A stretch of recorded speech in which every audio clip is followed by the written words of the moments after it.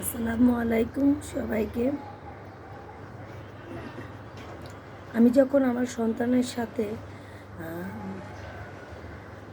কোনো অন্যায় করে ফেলি, আমার কিছুক্ষণ পরে, আমার কয়েক সেকেন্ড পরে আমার মনে হয় যে আমি ওদের সাথে এভাবে চিল্লাচিল্লি না করলেও পারতাম।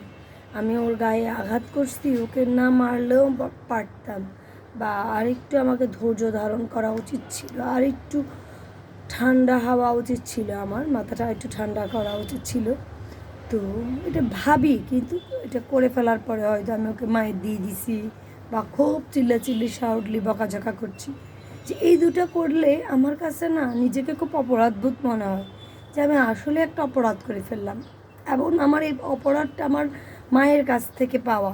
আমি এটা একদম চোখ বন্ধ করেই বলতে পারি যে আমার যা কিছু খারাপই আছে সন্তানের সাথে ব্যবহারে, আমার খারাপটা আমার মায়ের কাছ থেকেই পাওয়া, আর ভালোটা আমি মায়ের কাছ থেকে তো পেয়েছি, ভালোর পরিমাণটা অগণিত, অসংখ্য। কেন বলবো, আবার আমি আমার মার কাছ থেকে যেটা পাইনি, যেমন আমাদের আমলটাই এমন ছিল যে আমার জন্ম যেহেতু 1992-এ, তো মোটামুটি ওই আমলে আমি যতটুকু বুঝতে পেরেছি, ওই আমলের বাচ্চাগুলো একটু স্টাবলিশ টাইপের ছিল। যেমন আমার বাচ্চা এখন ক্লাস 2-তে পড়ে, ওর জুতা আমাকে ধুয়ে দিতে হয়, জুতা জামা পরিয়ে দিতে হয়, সব কিছু করতে হয়, খাওয়াই দিতে হয়, ব্যাগ গোছাই দিতে হয়। কিন্তু এগুলো কিন্তু আমরা করছি যখন আমি ক্লাস 2-তে ছিলাম।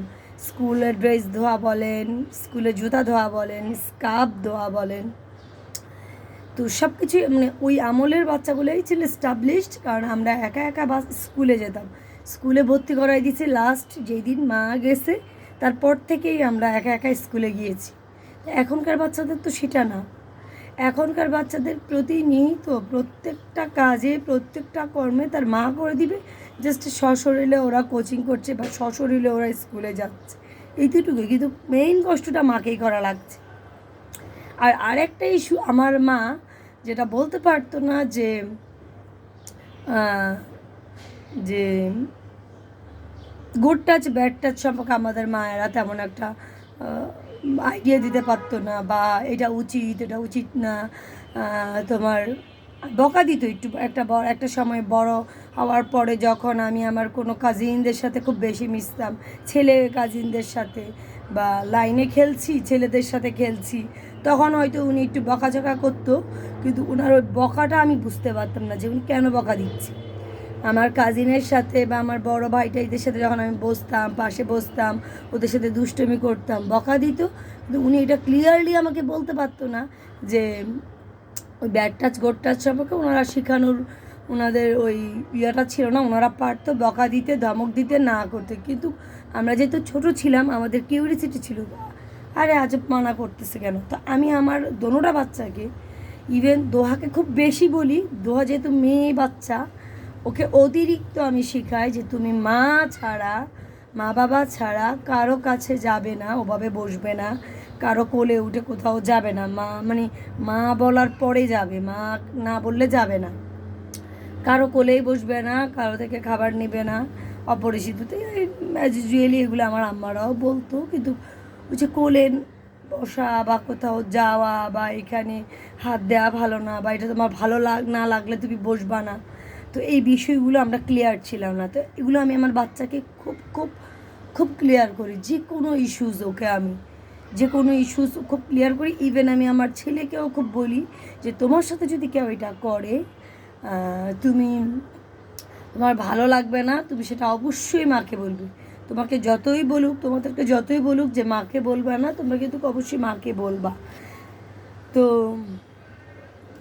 তো এই বিষয়গুলো আমি অনেক বিষয়ে ওদের সাথে, আবার এটাও বলি যে জানো, ইব্রাহিমকে বলছি যে তোমার না, যেমন আমার বাসার নিচের বাচ্চা আছে, দোহার সাথে খেলে মেয়ে, দোহার বয়সী, তো দুই ভাই বোনের যতক্ষণ থাকে তখন প্রচণ্ড ঝগড়া করে, যখন নিচের ওই মেয়েটা আসে তখন আবার দুজন খুব ভালো থাকে, মানে তিনজনে মিলে খুব সুন্দর খেলে।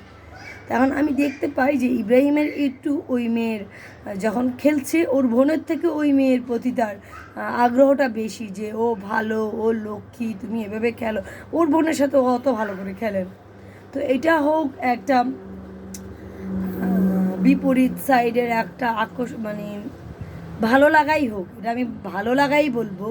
যেমন দোহার ভালো লাগবে, একটা মেয়ে বাচ্চার ছেলে বাচ্চাকে ভালো লাগবে, একটা ছেলে বাচ্চার মেয়ে বাচ্চাকে ভালো লাগবে। আমারও লাগতো ছোট যখন আমি ছিলাম। তো ওদের এই ভালো লাগাটার একটা লিমিটেশন ঠিক করে দিতে হবে, যে গায়ের উপরে উঠে দুষ্টামি করা যাবে না, বেশি আদর দেওয়া যাবে না। একটা বাইন্ডিং সেট করে দিতে হবে যে এটা উচিত, এটা উচিত না, এটা করা উচিত না।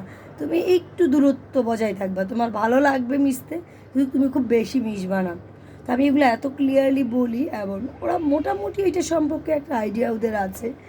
এবং ইব্রাহিমকেও বলি যে আমার বিভিন্ন বিষয় নিয়ে, হ্যাঁ, যেমন ইব্রাহিমের যে ভিতরে একটা প্যান্ট পরা উচিত, বা মেয়েদের ভিতরে একটা জামা পরা উচিত। দোহা যেহেতু এখন ছোটো, ওরা একটা গেঞ্জি অবশ্যই পরে থাকা উচিত।